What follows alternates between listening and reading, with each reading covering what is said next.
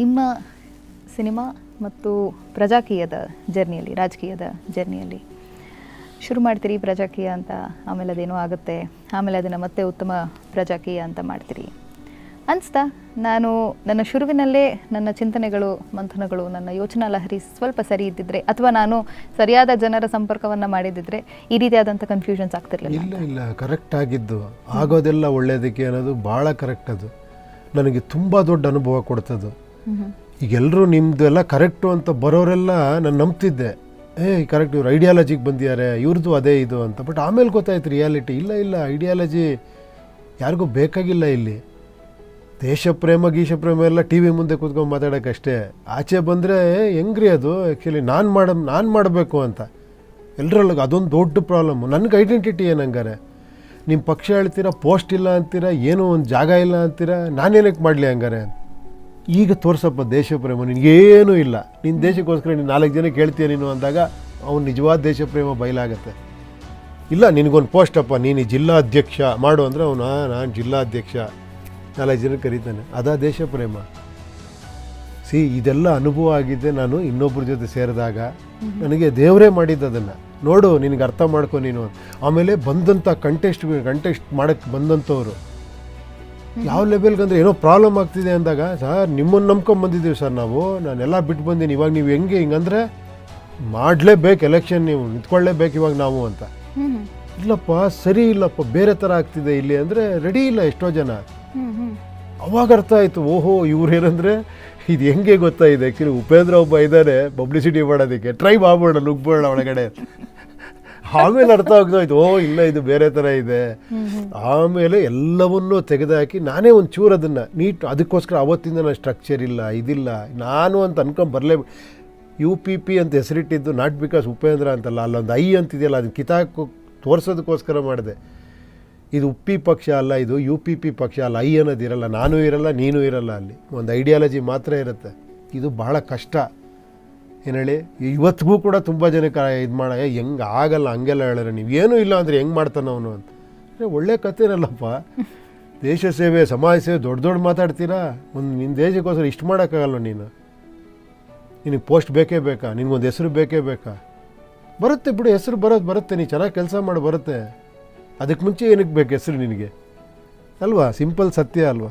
S, Upendra ಅವರು ಅರ್ಥ ಆಗಿದ್ದಾರೆ ಅಂತಂದ್ರೂ ಅರ್ಥ ಆಗೋದಿಲ್ಲ, ಆದರೆ ಅರ್ಥ ಆಗಿಲ್ಲ ಅಂತಂದ್ರೂ ಅರ್ಥ ಆಗಿರ್ತಾರೆ. ಯಾಕೆ ಗೊತ್ತಾ, ತುಂಬ ಕಷ್ಟ. ಏನು ಗೊತ್ತಾ ಮೇಡಮ್, ಆ್ಯಕ್ಚುಲಿ ನಾವು ಈ ನಾನು ಅನ್ನೋದು ಬಿಡೋದು ತುಂಬ ಕಷ್ಟ. ನಾನು ಹೊರತಾಗಿಲ್ಲ ಅದರಲ್ಲಿ.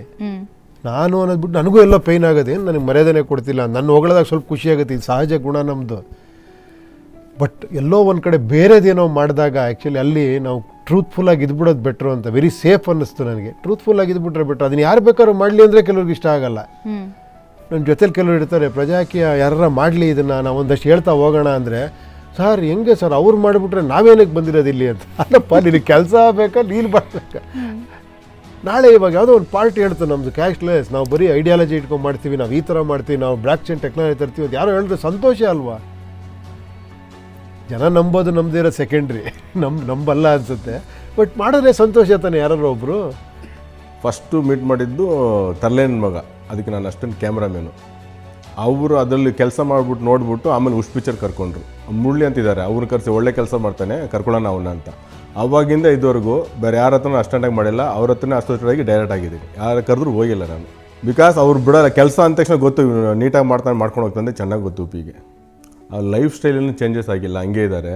ಇವಾಗಲೂ ಕಾರಲ್ಲಿ ಹೋಗ್ತಾ ಇದ್ರೆ ಒಂದು ಟೀ ಅಂಗಡಿ ಫುಟ್ಪಾತ್ ಇಲ್ಲದ್ರೆ ನಿಲ್ಸೋ ಕುಡಿಯೋಣ ಅಂತಾರೆ ಅವರು. ಆ ಥರ ಸ್ಟಾರ್ಡಮ್ಮು ಇದ್ರೂ ಅವ್ರು ಅದೆಲ್ಲ ರಿಚ್ನೆಸ್ ಎಲ್ಲ ಇಷ್ಟಪಡಲ್ಲ. ಇವಾಗಲೂ ಅಷ್ಟೇ, ಎಲ್ಲರೂ ಹೋಗ್ತಾ ಇರ್ಬೇಕಂದ್ರೆ ಅವ್ರಿಗೆ ತುಂಬ ಇಷ್ಟ ಆ ಥರ ಲೊಕೇಶನ್ ನೋಡ್ಕೊಂಡು ಆರಾಮಾಗಿ ಕೂತ್ಕೊಂಡು ಇದು ಮಾಡೋದು ಅಂತ ತುಂಬ ಇಷ್ಟ. ಅವ್ರಿಗೆ ಯಾರೇ ಬಂದು ಹೇಳಿದ್ರು ನಂಬಿಡ್ತಾರೆ ಬೇಗ. ನಂಬಿಬಿಟ್ಟು ಆಮೇಲೆ ತಲೆ ಕೆಡಿಸ್ಕೊಳ್ತಾರೆ, ಇವರೆಲ್ಲ ಹಿಂಗಿದಾರಲ್ಲಪ್ಪ ಅಂತ. ಚಿಕ್ಕ ಮುದ್ದು ಥರ ಅವರು, ಯಾರೇ ಬರಲಿ ಟಕ್ ಅಂತ ನಂಬಿಡ್ತಾರೆ. ಹೌದು ಗುರುವೆ, ಆಯ್ತು ಗುರುವೆ, ಮಾಡ್ಬಿಡೋಣ ಗುರುವೆ ಅಂತಾರೆ ಅಷ್ಟೇ. ಆಮೇಲೆ ಅದ್ರ ಬಗ್ಗೆ ಯೋಚನೆ ಮಾಡ್ತಾರೆ. ಆ ಥರ ಇನ್ನೋಸೆಂಟು. ಅವ್ರ ಸ್ಟ್ರೆಂತು ಇನ್ನೂ ಹೆಚ್ಚಿಗೆ ಆಗ್ತಾ ಇರುತ್ತೆ. ಪ್ರಜಾಕೀಯ ಮಾಡಿದ್ಮೇಲೆ ಹೆಚ್ಚಿಗೆ ಆಗಿರುತ್ತೆ, ಡೌನ್ ಅಂತ ಆಗಲ್ಲ. ಇವಾಗಲೇ ಎಲ್ಲ ಕೊರೋನಾ ಬಂದು ಏನು ಹಿಂಗಿದ್ದಾರೆ ಅಂತೆಲ್ಲ ಪಕ್ಷತಾಪ ಪಡ್ತಾ ಇದ್ದಾರೆ. ಬಟ್ ನಾನು ಅವ್ರಿಗೆ ಕೊನೆ ಇರತಂಕ ಹೋಗಂದ್ರೆ ಹೋಗಲ್ಲ, ಅವ್ರ ಜೊತೆನೇ ಇರ್ತೀನಿ. ಅವ್ರು ಯಾಕಂದ್ರೆ ಅವ್ರು ನನಗೆ ಬಿಡಲ್ಲ, ನಾನು ಹೋಗಲ್ಲ. ಇದುವರೆಗೂ ಹೀರೋ ದೊಡ್ಡ ಡೈರೆಕ್ಟರ್ ನಾನು ಬಂದಾಗಿಂದ ಇದುವರೆಗೂ ನೋಡೇ ಇಲ್ಲ, ಅವ್ರ ಹತ್ರ ಇದುವರೆಗೂ ನೋಡಿಲ್ಲ. ಪಾಪ ಅವ್ರ ಮನೇಲಿ ಏನಾದರೂ ಫ್ರೂಟ್ಸ್ ಇಸ್ಕೊಟ್ರೆ ನಮಗೆಲ್ಲ ತಂದು ಕೊಡ್ತಾರೆ ಮೇಲ್ಗಡೆ ತಿನ್ರು ಅಂತ. ಆ ಥರ ತುಂಬ ಮುದ್ದ ಪ್ರೀತಿ ಅವರಿಗೆ. ಏನಾದರೂ ಎಲ್ಲರೂ ತಿನ್ನಲಿ, ಹಂಚ್ಕೊಂಡು ತಿನ್ನಲಿ, ಚೆನ್ನಾಗಿರಲಿ ಅಂತ ಯೋಚನೆ ತುಂಬ ಇದೆ ಅವರಿಗೆ. ಆ್ಯಕ್ಚುಲಿ ಉಪೇಂದ್ರ ಸರ್ ಬಂದುಬಿಟ್ಟು ನನಗೆ ಕಳೆದ 3 ವರ್ಷದಿಂದ ಗೊತ್ತು. ಆ್ಯಕ್ಚುಲಿ ನಾನು ಅವರ ಅಭಿಮಾನಿ ಅಂತ ಬರಲಿಲ್ಲ, ಏನೋ ಒಂದು ಆಕಸ್ಮಿಕವಾಗಿ ಘಟನೆಯಲ್ಲಿ ಭೇಟಿ ಆಯಿತು. ಅದಾದಮೇಲೆ ಅಲ್ಲಿಂದ ಇಲ್ಲಿವರೆಗೂ ನನ್ನ ಫ್ರೀ ಟೈಮಿಂಗ್ ಏನಿದೆ ಪ್ರತಿಯೊಂದು ಅವ್ರಿಗೆ ಅನ್ನೋದಕ್ಕಿಂತ ಪ್ರಜಾಕೀಯಕ್ಕೋಸ್ಕರ ಮೀಸಲಿಟ್ಟಿದ್ದೀವಿ. ಅವ್ರದ್ದು ಈಚ್ ಆ್ಯಂಡ್ ಎವ್ರಿಥಿಂಗ್ ಅವ್ರು ಏನೇ ಹೇಳಿದ್ರು ಅವ್ರ ಗೈಡೆನ್ಸಲ್ಲಿ ನಾವು ಮಾಡ್ಕೊಂಡು ಹೋಗ್ತೀವಿ. ಬಟ್ ಖುಷಿಯಾಗೋದು ಒಂದು ವಿಚಾರ ಏನು ಅಂದರೆ, ನನ್ನ ಲೈಫ್ನಲ್ಲಿ ನೋಡಿದ ಒಂದು ಅದ್ಭುತವಾದ ವ್ಯಕ್ತಿ. ತುಂಬ ಥಿಂಕ್ ಮಾಡ್ತಾರೆ, ತುಂಬ ಯೋಚನೆ ಮಾಡ್ತಾರೆ, ತುಂಬ ಜ್ಞಾನದ ಕಡಲು. ಆ್ಯಕ್ಚುಲಿ ಅವರು ತುಂಬ ಕಲಿಯೋದಿದೆ ಅವರಿಂದ, ಪ್ರತಿದಿನ ಕಲಿತಾ ಇದ್ದೀವಿ. ಜೊತೆಗೆ ಒಂದು ವಿಚಾರ ಈ ಇದರಲ್ಲಿ ಹೇಳೋಕ್ಕೆ ಬರ್ತೀನಿ, ಅವರು ಪ್ರಜಾಕೀಯ ಅನ್ನೋದು ಏನು ಪ್ರಾರಂಭ ಮಾಡಿದ್ದಾರೆ, ಲಕ್ಷಾಂತರ ಜನ ಇವತ್ತು ಅದನ್ನು ಬೆಂಬಲಿಸ್ತಾ ಇದ್ದಾರೆ. ನನ್ನ ಕೊನೆ ಉಸಿರಿರೋ ತನಕ ಅದ್ರ ಜೊತೆ ನಾನು ಇರ್ತೀನಿ. ಅದನ್ನು ನಾವು ಅದು ಅಂದರೆ ಅವರ ಕನಸು ಏನಿದೆ ಅದು ನೆರವೇರೋ ತನಕ ನಾವಂತೂ ಬಿಡೋದಿಲ್ಲ. ನನ್ನಂಥ 100 ಜನ ಇದ್ದಾರೆ.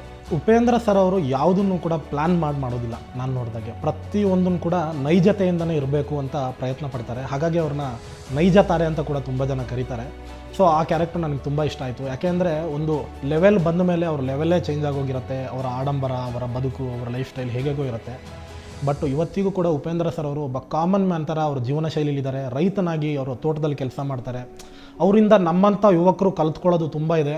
ಐ ಥಿಂಕ್ ಕರ್ನಾಟಕದ ಯುವ ಜನತೆಗೆ ಅವರು ತುಂಬ ಜನರಿಗೆ ಅವ್ರು ಸ್ಫೂರ್ತಿಯಾಗಿದ್ದಾರೆ. ಅವರು ಇದೇ ರೀತಿ ಸ್ಫೂರ್ತಿದಾಯಕ ಕೆಲಸಗಳನ್ನ ಮಾಡ್ತಾ ಇರಲಿ. ಅವರು ಪ್ರಜಾಕೀಯ ಅವ್ರದ್ದು ಅನ್ನೋದಕ್ಕಿಂತ ನಮ್ಮ ಪ್ರಜಾಕೀಯ ಅನ್ನೋದೇನಿದೆ ಅದು ಆದಷ್ಟು ಬೇಗ ಆಗಲಿ. ನಮ್ಮ ಸೂಪರ್ ಕರ್ನಾಟಕ ಅದು ಅವ್ರ ಕನಸು, ಅದು ಇನ್ಮೇಲೆಲ್ಲ ನಮ್ಮ ಕನಸು ಕೂಡ ಆಗಬೇಕು.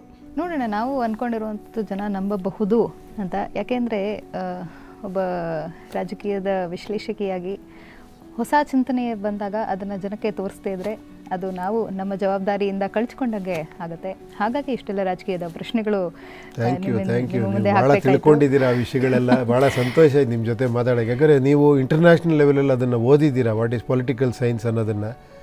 So great. ಆ್ಯಕ್ಚುಲಿ ನಿಮ್ಮ ಜೊತೆ ಕೂತ್ಕೊಂಡು ಮಾತಾಡಿದ್ದು ನಾನು ತುಂಬ ಸಂತೋಷ ಆಯ್ತು. ಒಂದು ಸತಿ ಯಾವಾಗಾರ ನಿಮ್ಮ ಹತ್ರ ನಾವು ತುಂಬ ತಿಳ್ಕೊಬೇಕು ಆ್ಯಕ್ಚುಲಿ ಏನೇನಿದೆ, ಯಾವ್ಯಾವ ಥರ ವರ್ಲ್ಡ್ ಲೆವೆಲಲ್ಲಿದೆ ಪಾಲಿಟಿಕ್ಸು. But correct. ಆ್ಯಕ್ಚುಲಿ ತುಂಬ ಜನ ಹೇಳ್ತಾರೆ ಹಿಸ್ಟ್ರಿ ಗೊತ್ತಿಲ್ಲದಿರೋನಿಗೆ ಹಿಸ್ಟ್ರಿ ಕ್ರಿಯೇಟ್ ಮಾಡೋಕ್ಕಾಗಲ್ಲ ಅಂತ. ಹೇಗೆ ನನಗನ್ಸೋದು ನಿನಗೆ ಹಿಸ್ಟ್ರಿ ಗೊತ್ತಿದ್ರೆ ಹಿಸ್ಟ್ರಿ ಆಗೋದೇ ಇಲ್ಲ ಅದು ಆ್ಯಕ್ಚುಲಿ. ಬಿಕಾಸ್ ಆ ಹಿಸ್ಟ್ರಿನೇ ಆಗುತ್ತೆ ಮತ್ತೆ ರಿಪೀಟ್ ಆಗುತ್ತೆ. ಬಿಕಾಸ್ ಹೊಸದೇ ನಿಮ್ಗೆ ಇದಾಗೋದು. ಎಕ್ಸಾಂಪಲ್ಸ್ಗಳನ್ನ ನಾವು ಫಾಲೋ ಮಾಡಬಾರ್ದು. ಎಕ್ಸಾಂಪಲ್ ಆಗಿ ನೀವು ಕ್ರಿಯೇಟ್ ಆಗಬೇಕು ಬೇರೆಯವ್ರಿಗೆ, ಮತ್ತು ಅವ್ನು ಇನ್ನೊಂದು ಎಕ್ಸಾಂಪಲ್ ಆಗಬೇಕಷ್ಟೇ ಹೊರತು ಎಕ್ಸಾಂಪಲ್ನ ಫಾಲೋಗಳು ಮಾಡಿಬಿಟ್ರೆ ಏನಾಗುತ್ತೆ ಹೇಳಿ. ಆದರೆ ಇಷ್ಟೆಲ್ಲ ಒತ್ತಡದ ಮಧ್ಯೆಯೂ ಕೂಡ ಕಾರ್ಯಕ್ರಮಕ್ಕೆ ಆಗಮಿಸಿದ್ರಿ, ಭಾಳಷ್ಟು ವಿಚಾರಗಳನ್ನು ಹಂಚ್ಕೊಂಡಿದ್ದೀರಿ. ಏನೋ ಕೆಲವು ಅಕಸ್ಮಾತ್ ನನಗೆ ಗೊತ್ತಿಲ್ಲದೆ ತಪ್ಪು ಮಾತಾಡಿರ್ಬೋದು. ಆಮೇಲೆ ನನಗೇನೋ ಒಂದು ಟ್ಯಾಗ್ ಕೊಟ್ಬಿಟ್ಟಿದ್ರೆ ಬುದ್ಧಿವಂತ ಅಂತ, ಅದು ನನಗೆ ಯಾವಾಗಲೂ ಕಾಡ್ತಾ ಇರುತ್ತೆ ಏನಪ್ಪ ಇವರಿಗೆ. ಆಮೇಲೆ ಜನರಿಗೂ ಕೇಳ್ಕೊತೀನಿ, ಅಕಸ್ಮಾತ್ ಕೆಲವು ವಿಷಯಗಳು ನನಗೆ ಗೊತ್ತಿಲ್ಲದೆ ತಪ್ಪು ಮಾತಾಡಿರ್ಬೋದು. ಏನೋ ಯಾವುದು ಚೆನ್ನಾಗಿದೆಯೋ ಅದು ಸ್ವೀಕರಿಸಿ, ಚೆನ್ನಾಗಿಲ್ದಿರೋ ನನಗೆ ಸಜೆಸ್ಟ್ ಮಾಡಿ. ನಾನು ಹೇಳಿದ್ದೆಲ್ಲ ಸರಿ ಅಂತಲ್ಲ, ನನಗೆ ಅನಿಸಿದ್ದು ನಾನು ಹೇಳಿದ್ದೀನಿ. ಇಷ್ಟು ಮಾತ್ರ ಹೇಳಬಲ್ಲೆ ಅಷ್ಟೇ. Thank you. It's a wonderful interview. I really enjoyed. Thank you very much. Thank you. It's our honour as well. ನಿಮ್ಮನ್ನು ಇಷ್ಟೊತ್ತು ಭಾಳ ಮುಕ್ತವಾಗಿ ಮಾತಾಡಿದ್ರಿ. ಜನಕ್ಕೆ ಬೇಕಾಗಿರೋದೇ, ನೀವು ಮುಕ್ತವಾಗಿ ಏನೇ ಜನರ ಮುಂದೆ ಇಟ್ಟರು ಜನ ಅದನ್ನು ಅಕ್ಸೆಪ್ಟ್ ಮಾಡ್ತಾರೆ. ನಿಧಾನ ಆಗ್ಬೋದು, ಆದರೆ ಜನ ಅದನ್ನು ಅಕ್ಸೆಪ್ಟ್ ಮಾಡ್ತಾರೆ ಅಂತ. Thank you. ಎಸ್, ಭಾಳಷ್ಟು ವಿಚಾರಗಳನ್ನು ಉಪೇಂದ್ರ ಅವರು ಹಂಚ್ಕೊಂಡ್ರು. ಅವರ ರಿಯಾಲಿಟಿ, ಅವರ ಕ್ರಿಯೇಟಿವಿಟಿ ಮತ್ತು ಅವರ ಉತ್ತಮ ಪ್ರಜಾಕೀಯದ ಬಗ್ಗೆಯೂ ಕೂಡ ಭಾಳಷ್ಟು ವಿಚಾರಗಳನ್ನು ಮಾತಾಡಿದ್ದಾರೆ. ನಿಮ್ಮೆಲ್ಲರಿಗೂ ಕೂಡ ಇನಿಷಿಯಲಿ ಏನು ಮಾತಾಡ್ತಾ ಇದ್ದಾರೆ ಅಂತ ಕನ್ಫ್ಯೂಸಿಂಗ್ ಆಗಿರ್ಬೋದು, ಆದರೆ ತಾಳ್ಮೆಯಿಂದ ಸಂದರ್ಶನವನ್ನು ನೋಡಿ ಭಾಳಷ್ಟು ವಿಚಾರಗಳು ಅಡಗಿದೆ. ಅದಾದ ನಂತರದಲ್ಲಿ ನೀವೇ ಹೇಳ್ತೀರಿ ಇದೊಂದು ಉತ್ತಮ ಸಂದರ್ಶನ ಅಂತ.